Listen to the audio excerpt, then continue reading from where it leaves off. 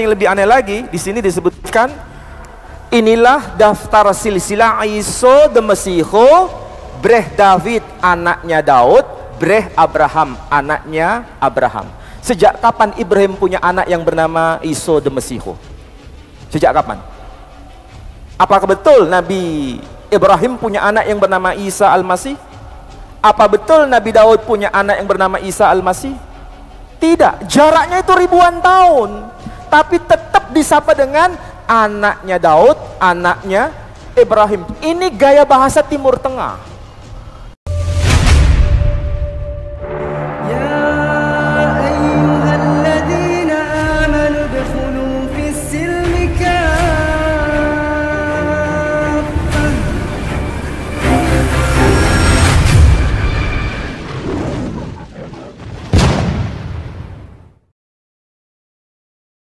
Assalamualaikum warahmatullahi wabarakatuh. Selamat pagi teman-teman. Jumpa kembali di Al-Ayyubi Channel. Saifuddin Ibrahim mengkritik Al-Quran. Saifuddin Ibrahim menyebutkan bahwa Taharun itu salah alamat menurut Saifuddin Ibrahim.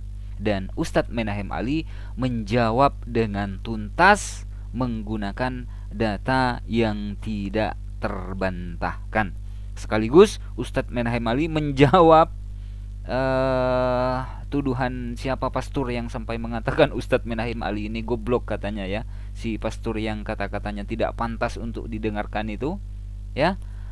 Terus juga menjawab Pendeta Yusuf Manubulu mengenai tentang tuduhan orang Yahudi yang menuduh Sayyidah Maryam adalah seorang pezina. Dikupas tuntas di video ini, saudara-saudariku ya.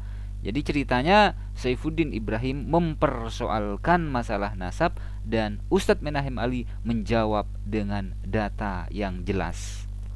Kemudian kalau di sini itu ada bukti teksnya.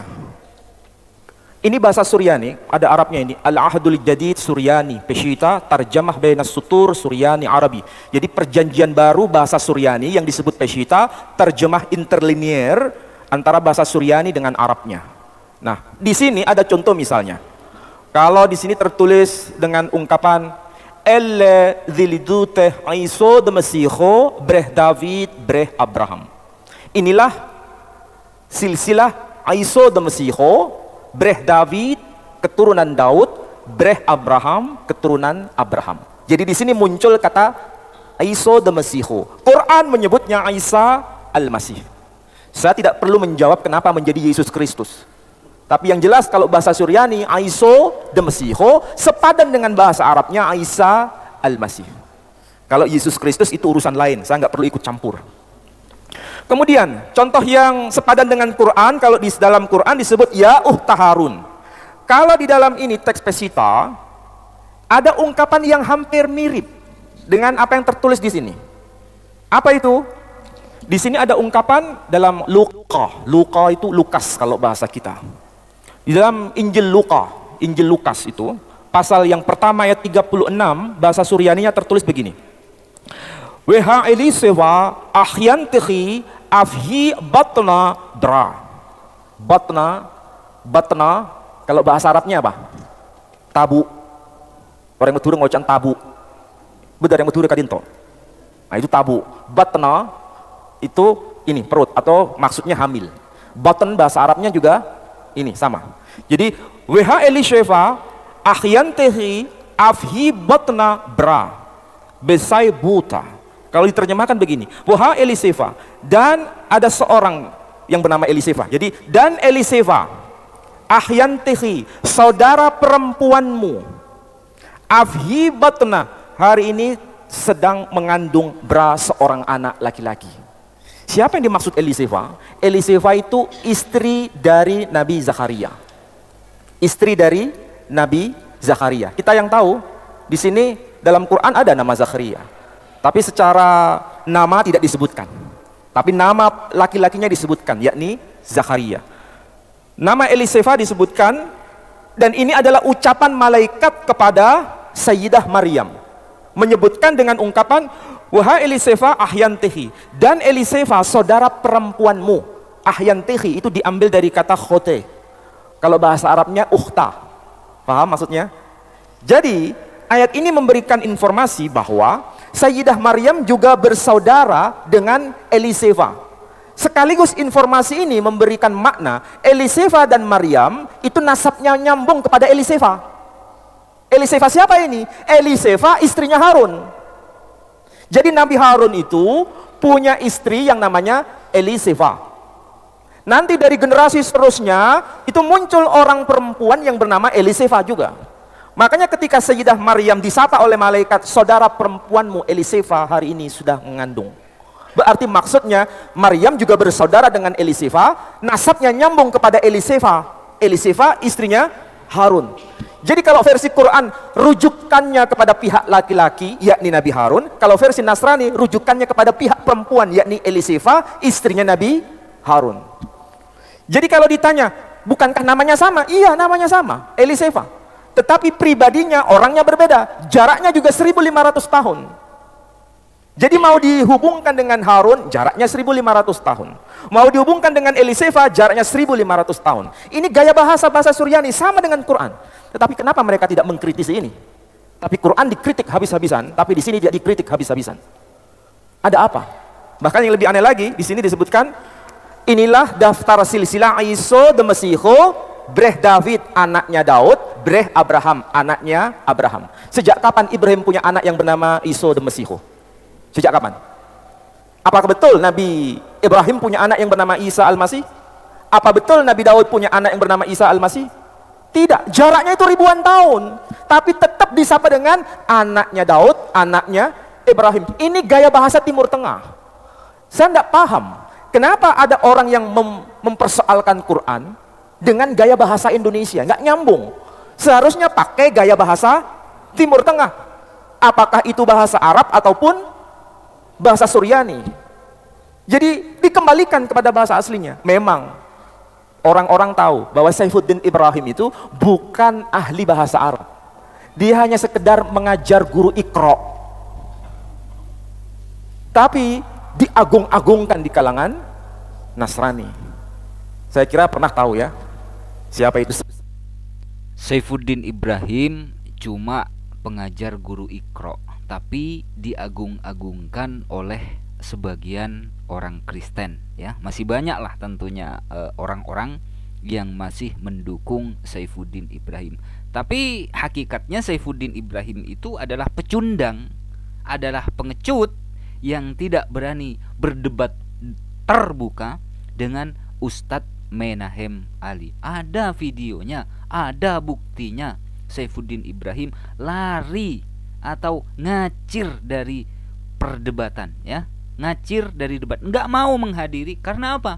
Lawannya adalah Ustadz Menahem Ali. Takut digunduli si Boim Sudrun yang lari ke Mamarika ya. Kita lanjutkan.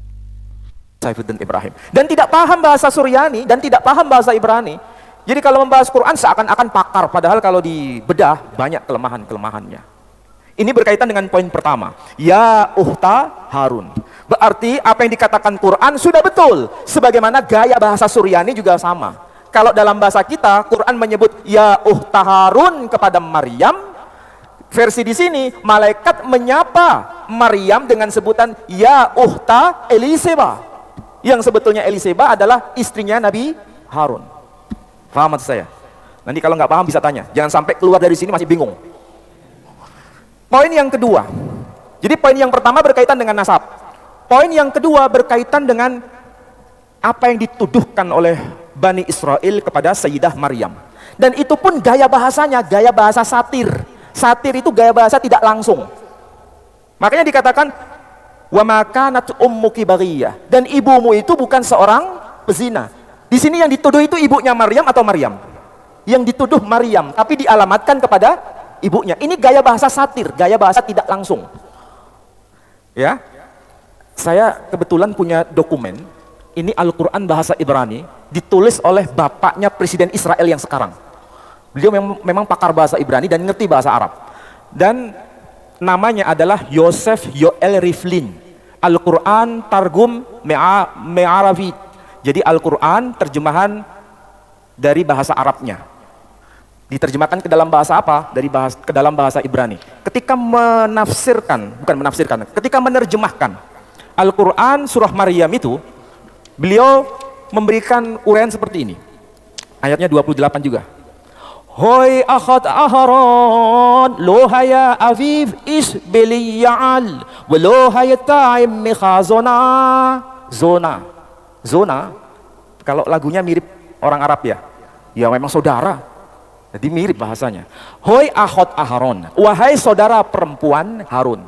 Kalau bahasa Arabnya ya ukhta Harun, bahasa Ibraninya hoi akhat aharon, wahai saudara perempuan Harun. Lohaya avih is beliyal, bapakmu bukan seorang penjahat. Walau hayata immeha, walau hayata immeh, bahasa Arabnya, bahasa Ibraninya imme. Kalau bapak avi hamaslomcha manismah man ismuk, jadi manismiha, mirip kan?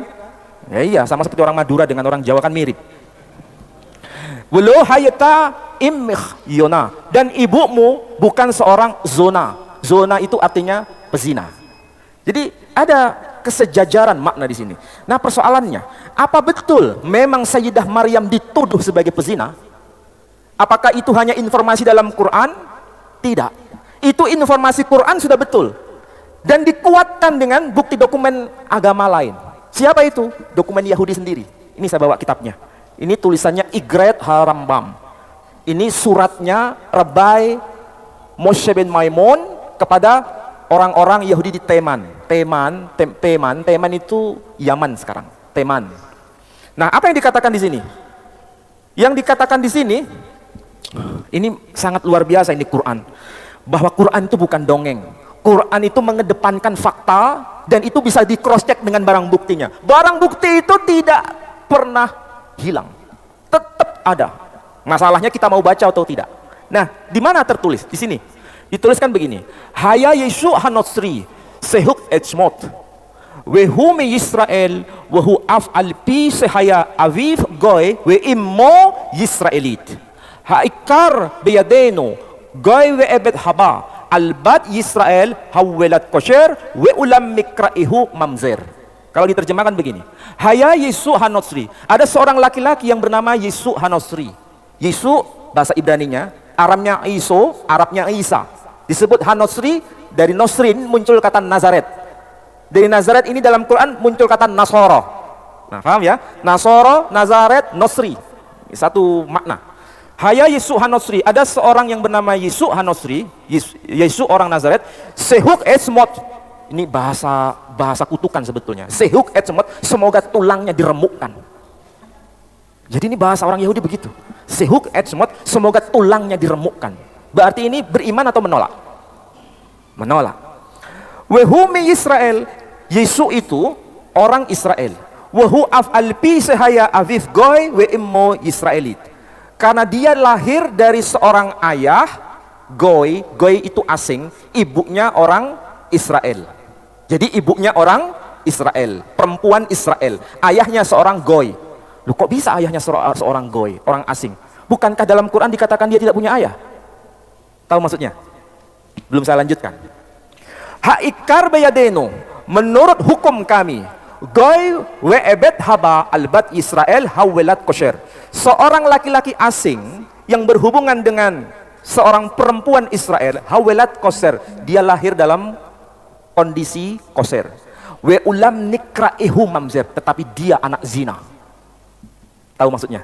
Berarti bapaknya orang asing, ibunya perempuan Israel. Berarti ini hubungannya nikah resmi atau nikah tidak resmi? Makanya disebut mamzer, anak zina. Berarti ada nggak penyebutan kesamaan informasi bahwa dia dituduh sebagai anak zina dalam Quran? Ada, dokumen Yahudi menyebutkan itu. Bahkan di dalam kitab ini, kitab Nasrani sendiri. Tapi konteksnya kalau Quran, waktu itu Sayyidah Maryam membawa bayi yang masih merah, Isa Al-Masih, dituduh sebagai pezina. Yang dituduh pezina siapa? Maryamnya. Kalau di sini yang dituduh bukan Maryamnya, tapi Nabi Isa sendiri ketika dewasa dituduh sama. Dituduh apa? Ketika orang-orang Yahudi berhadapan muka dengan Nabi Isa, dengan Yesus Hamosiyah, apa yang dikatakan di sini? Dikatakan dalam Injil Lukas itu pernyataan demikian.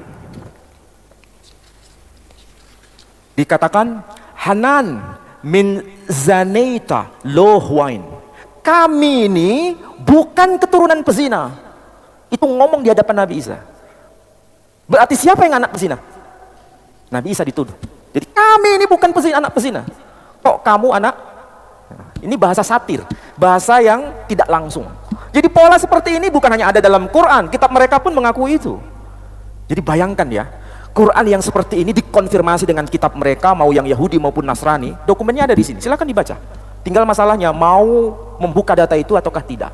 Jadi sekali lagi saudara-saudara, apa yang dituduhkan oleh Saifuddin Ibrahim bahwa Al-Quran itu keliru menyodorkan data sejarah. Bukan data sejarahnya yang keliru, bukankah dikonfirmasi dalam semua dokumen ini? Bukan hanya Quran yang menyebutkan itu. Kitabnya orang Yahudi menyebutkan demikian, kitabnya Nasrani menyebutkan demikian. Apa yang diragukan? Begitu juga berkaitan dengan ya ukhta Harun, wahai saudara perempuan Harun. Bukan merujuk hanya kepada saudaranya Maryam, tetapi nasabnya juga nyambung kepada nenek moyang mereka yang namanya sama. Itulah gaya bahasa Quran.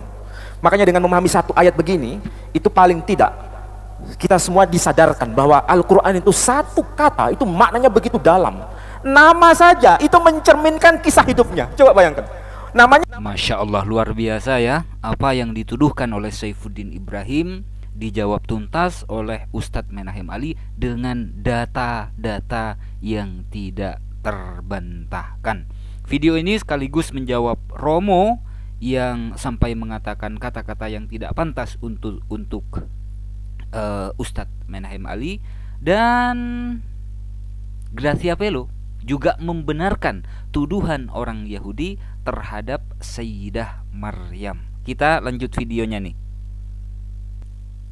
Ya, video Ustadz Menahem Ali barusan itu menjawab tuntas kata-kata Romo ini ya, yang sampai mengatakan kata-kata yang tidak pantas untuk Ustadz Menahem Ali, dan apa yang dipaparkan oleh Ustadz Menahem Ali dibenarkan oleh orang Kristen sendiri, oleh Gracia Pelo. Jadi kalau ada orang Kristen yang ke Yahudian, pro Yahudi, hati-hati. Secara teologis orang Yahudi sangat menghina dan anti terhadap Kristen. Secara teologi.